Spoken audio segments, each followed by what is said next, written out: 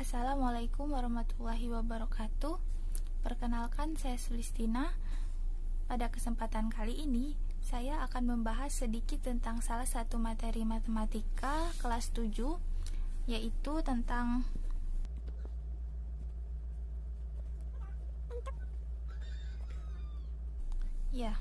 bentuk aljabar. Pertama, perhatikan ilustrasi berikut. Bu Halimah mempunyai sekeranjang apel.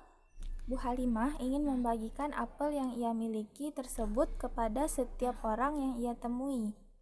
Setengah keranjang ditambah 1 apel untuk orang pertama. Kemudian, setengah dari sisanya ditambah 1 ia berikan kepada orang kedua yang ia temui.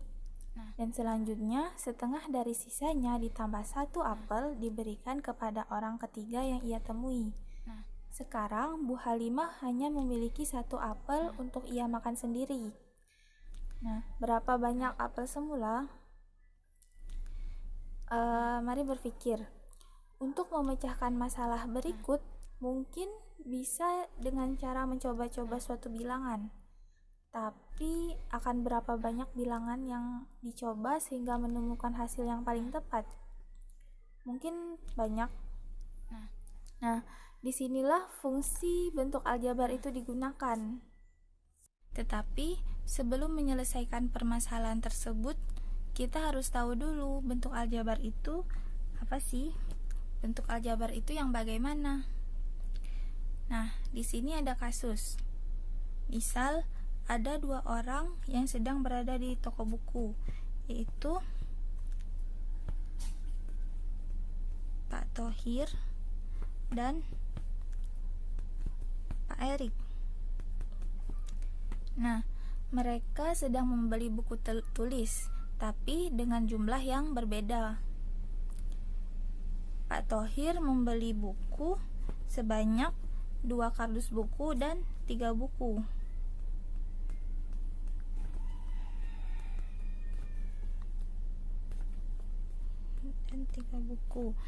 Sedangkan Pak Erik membeli buku sebanyak 5 buku. Di sini terlihat bahwa Pak Thohir menyatakan jumlah buku dengan satuan yang berbeda, yaitu satuan kardus dan buku. Sedangkan Pak Erik menyatakan jumlah buku dengan satuan buku.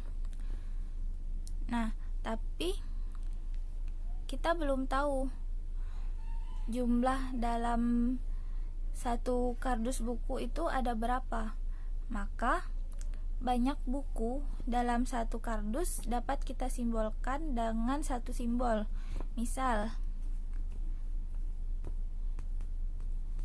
jumlah buku dalam 1 kardus kita misalkan dengan X. Maka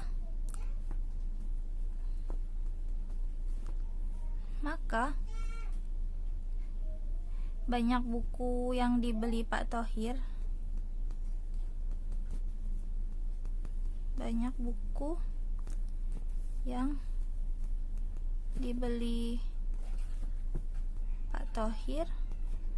adalah 2X plus 3. Dapat dari mana? Dapat dari 2 kardus buku ditambah 3 buku. Sedangkan banyak buku yang dibeli Pak Erik adalah 5 buku. Bentuk inilah yang dinamakan dengan bentuk aljabar. Dan nilai X di sini dapat mewakili sembarang bilangan. Misal kita ambil X-nya sama dengan 5. Maka nilai dari bentuk aljabar 2X plus 3 akan sama dengan 2 dikali 5 ditambah 3, hasilnya 13. Misal X nya 10, maka nilai dari 2X plus 3 kan sama dengan 2 kali 10 ditambah 3, sama dengan 23. Dan misal X nya sama dengan 15, nilai dari 2X plus 3 sama dengan 2 dikali 15 plus 3 sama dengan 33.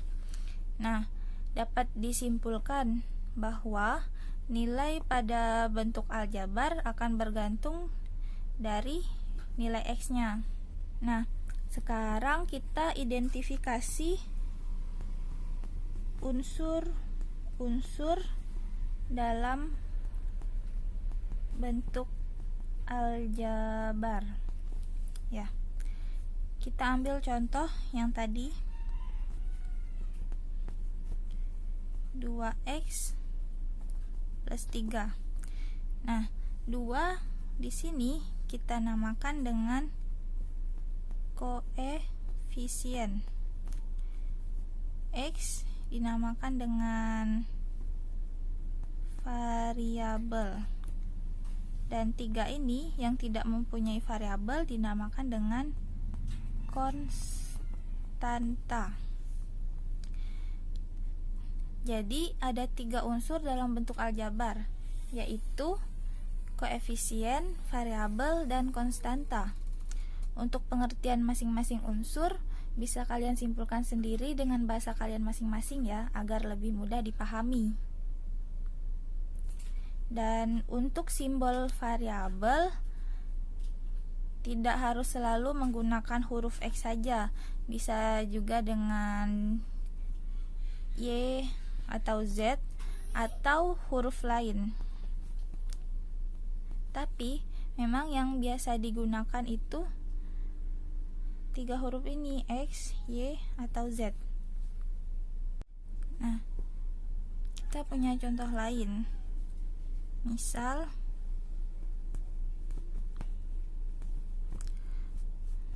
X menyatakan banyak bola dalam satu kotak. Banyak bola dalam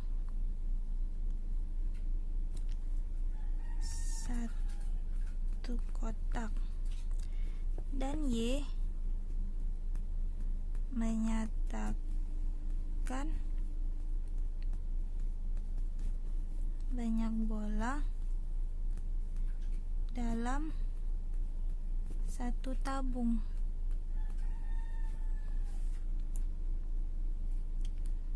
Nah, maka misal ada 3 bola, bentuk aljabarnya 3.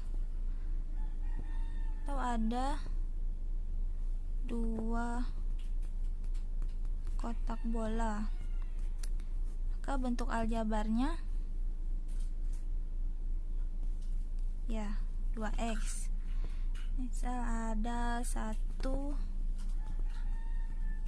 tabung bola, maka bentuk aljabarnya Y. Misal ada 3 kotak bola dan 2 bola, maka bentuk aljabarnya 3X ditambah 2. Nah, kata dan di sini disimbolkan dengan tanda tambah. Dan yang terakhir ada 2 kotak bola, ada 3 tabung bola, dan 5 bola. Maka bentuk aljabarnya adalah 2X plus 3Y plus 5. Nah, dari sini kita lihat bahwa ada perbedaan jumlah suku pada masing-masing bentuk aljabar ini. Nah, misal kita tarik contoh 2x. Dia punya satu suku. Maka dinamakan monomial.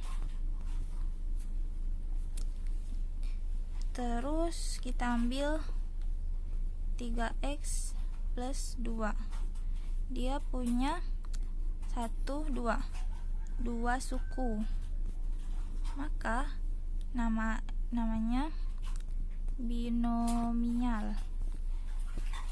Dan yang ketiga 2x plus 3y plus 5. Dia punya 1, 2, 3 suku. Dinamakan dengan trinomial. Nah, untuk bentuk aljabar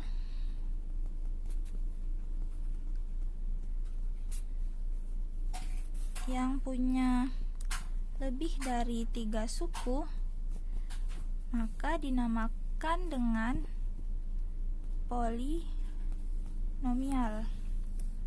Selanjutnya yaitu operasi bentuk aljabar. Yang pertama yaitu penjumlahan dan pengurangan bentuk aljabar.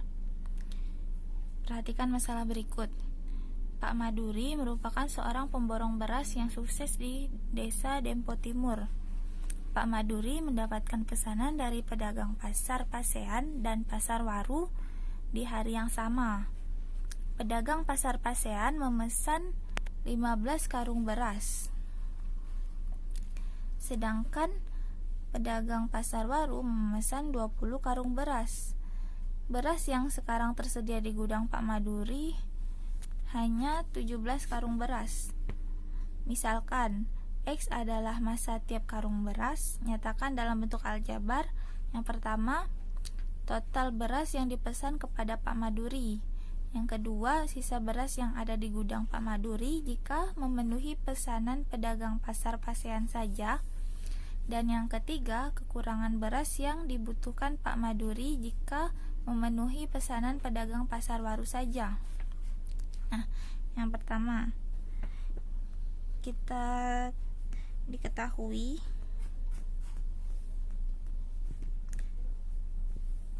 pesanan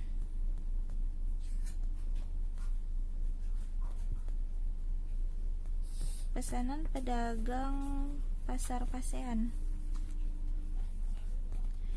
yaitu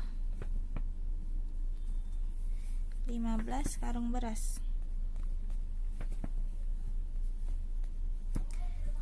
Pesanan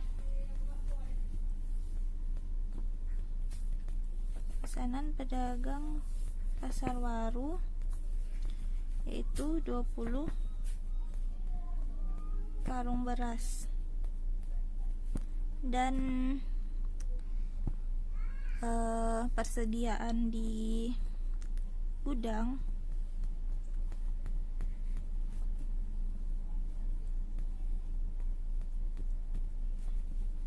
adalah 17 karung beras. Nah, yang pertama, total beras yang dipesan kepada Pak Maduri. Berarti total beras yang dipesan sama dengan pesanan pedagang pasar Pasean ditambah pesanan pedagang pasar Waru. Nah, tadi kan dimisalkan X-nya adalah massa tiap karung beras. Maka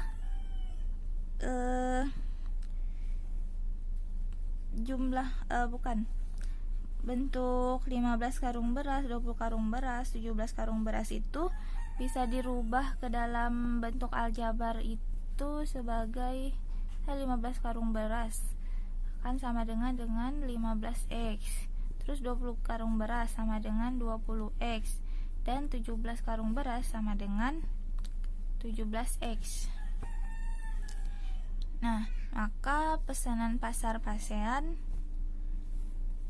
yaitu 15x ditambah pesanan pasar waru yaitu 20x.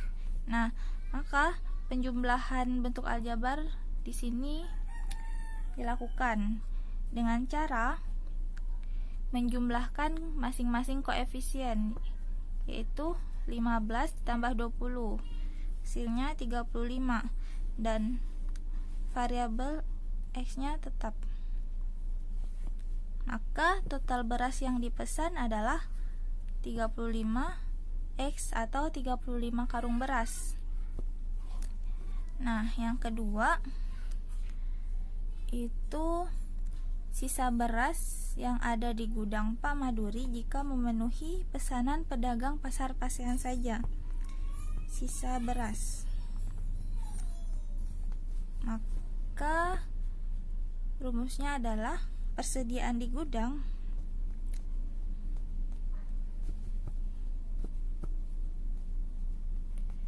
dikurang pesanan pedagang pasar pasean. Nah, persediaan di gudangnya tadi ada 17x, 17 karung beras, dikurang pesanan pedagang pasar pasean 15x, atau 15 karung beras. Nah, untuk pengurangan sama dengan penjumlahan tadi, yaitu kedua koefisien yaitu 17 dan 15 dikurang. Jadi 17 dikurang 15 hasilnya 2, dan variabelnya sama, diturunkan. Maka sisa beras yang ada di gudang jika memenuhi pesanan pedagang pasar pasean saja itu 2x atau 2 karung beras. Dan yang ketiga, kekurangan beras yang dibutuhkan Pak Maduri jika memenuhi pesanan pedagang pasar waru saja. Jadi kekurangan beras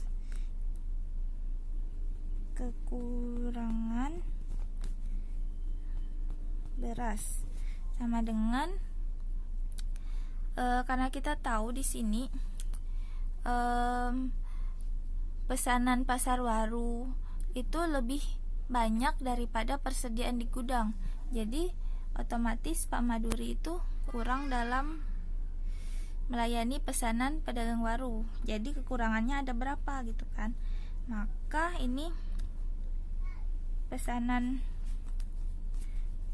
pedagang pasar waru dikurang persediaan di gudang.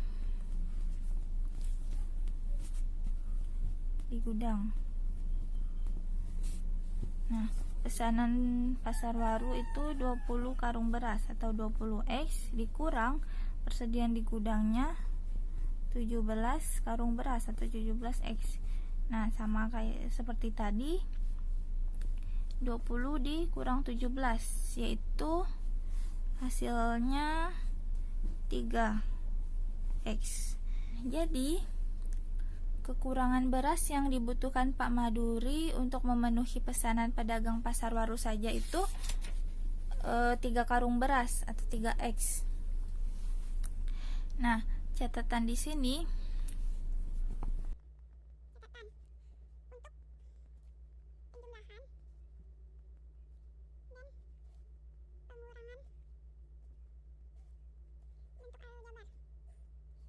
untuk penjumlahan dan pengurangan bentuk aljabar itu hanya bisa dilakukan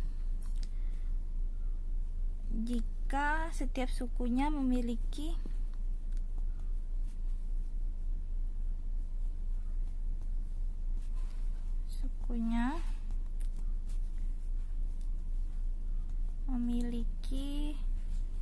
variabel yang sama. Nah, di sini ada contoh soal. Tentukan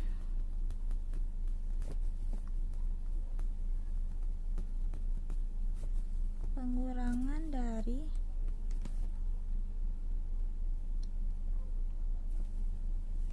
7A plus 4B oleh 8A min 6B. Nah, langkah pertama kita tuliskan dulu pengurangannya. 7A plus 4B dikurang 8A min 6B. Kemudian kita jabarkan. 7A ditambah 4B dikurang 8A dikurang minus 6B. Selanjutnya kita kelompokkan dengan suku-suku sejenis, yaitu yang memiliki variabel yang sama.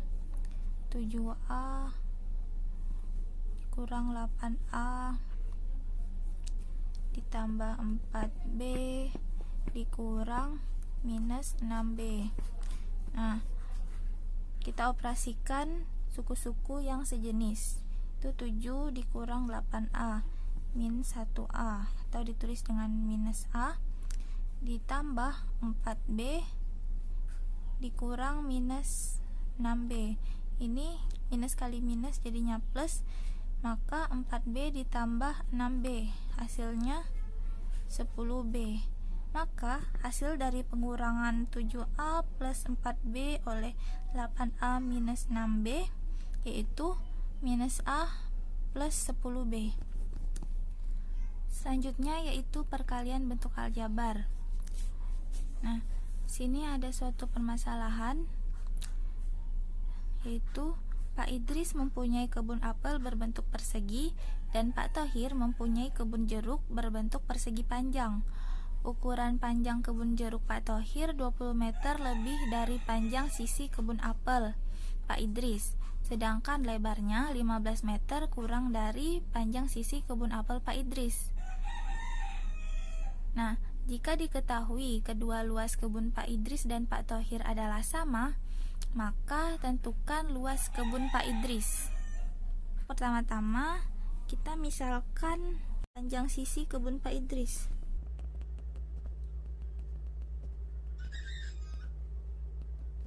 Adalah S, maka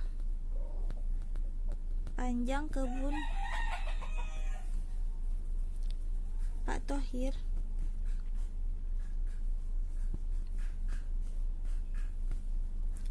tadi 20 meter lebih dari panjang sisi kebun apel Pak Idris, maka kita tuliskan dalam bentuk aljabar yaitu S plus 20, dan lebar kebun Pak Thohir tadi 15 meter kurang dari panjang sisi kebun apel Pak Idris, maka dalam bentuk aljabar kita tuliskan dengan S min 15. Nah, dan kita ketahui bahwa luas kebun Pak Idris sama dengan luas kebun Pak Thohir. Nah, tadi bentuk kebun Pak Idris adalah persegi, maka luasnya sisi kali sisi, dan bentuk kebun Pak Thohir yaitu persegi panjang, maka luasnya panjang kali lebar. Sisi kali sisi sama dengan S kuadrat, dan panjang kebun Pak Thohir adalah S plus 20 dikali lebar kebun Pak Thohir adalah S min 15. Nah, di sini kita gunakan perkalian bentuk aljabar. Yang pertama-tama yaitu ini S dikali S, yaitu S kuadrat kemudian S dikali minus 15, min 15S. Selanjutnya yaitu 20 dikali S, yaitu plus 20S, dan 20 dikali min 15, yaitu minus 300. Ini sama dengan X kuadrat. Nah, agar di sisi kanan ini hanya tinggal konstanta saja, maka kedua ruas kita kurangkan dengan S kuadrat. Kedua ruas kita kurangkan dengan S kuadrat plus 15S min 20S. Begitupun dengan sisi kanan, maka hasilnya tinggal minus 300. Nah, di sini ada S-nya, maaf. Nah, di sini S kuadrat dikurang S kuadrat itu 0, dan 15S dikurang 20S itu minus 5S, sama dengan minus 300. Nah, untuk mencari nilai S, kedua ruas kita bagi dengan minus 5. Minus 5, ini tinggal 1S sama dengan minus 300 dibagi minus 5, hasilnya 60. Maka kita dapatkan panjang sisi kebun Pak Idris itu 60 meter. Maka luas kebun Pak Idris itu sama dengan 60 kali 60, sama dengan 3.600 meter persegi.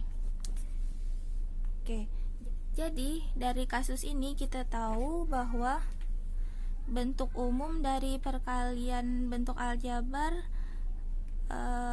X plus A dikali X plus B itu dilakukan dengan cara X kali X, kemudian ditambah X kali B, kemudian ditambah A kali X, ditambah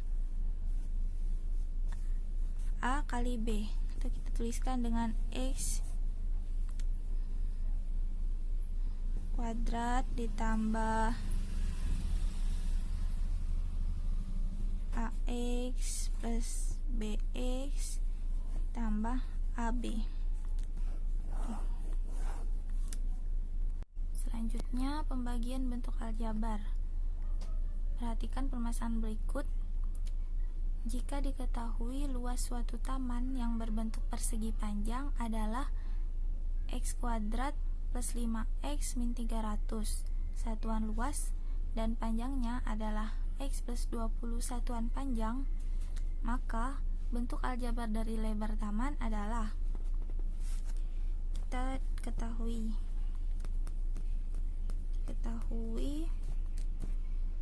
luas taman adalah X kuadrat plus 5X min 300 satuan luas, dan panjang taman adalah X plus 20 satuan panjang. Maka ditanya lebar taman adalah, nah, kita tahu bahwa rumus luas persegi panjang itu panjang kali lebar. Maka turunkan menjadi lebar taman sama dengan luas taman dibagi panjang taman. Nah, dalam konteks soal tersebut kita tulis lebar taman sama dengan luasnya itu X kuadrat plus 5X min 300 dibagi panjang tamannya X plus 20. Nah, untuk mencari hasil pembagian dari bentuk aljabar ini, kita gunakan cara berikut. Kita tulis dulu X kuadrat plus 5X min 300 dibagi X plus 20. Nah, langkah pertama kita bagi X kuadrat dengan X, hasilnya X, kemudian X ini dikali X plus 20, maka X kali X, X kuadrat ditambah X kali 20, 20X, kita kurang X kuadrat kurang X kuadrat, 5X dikurang 20X min 15X, min 300 diturunkan, maka ini selanjutnya yaitu min 15X dibagi X, yaitu min 15. Ini min 15 dikali X plus 20 di min 15X min 300, sisanya 0. Maka hasil bagi dari X kuadrat plus 5X min 300 dibagi X plus 20 hasilnya adalah X min 15. Maka didapatkan bahwa lebar taman adalah X min 15 satuan lebar. Nah, untuk soal yang sejenis dapat diselesaikan dengan cara yang sama. Baiklah, sekian dari penjelasan kali ini. Semoga bermanfaat. Wassalamualaikum warahmatullahi wabarakatuh.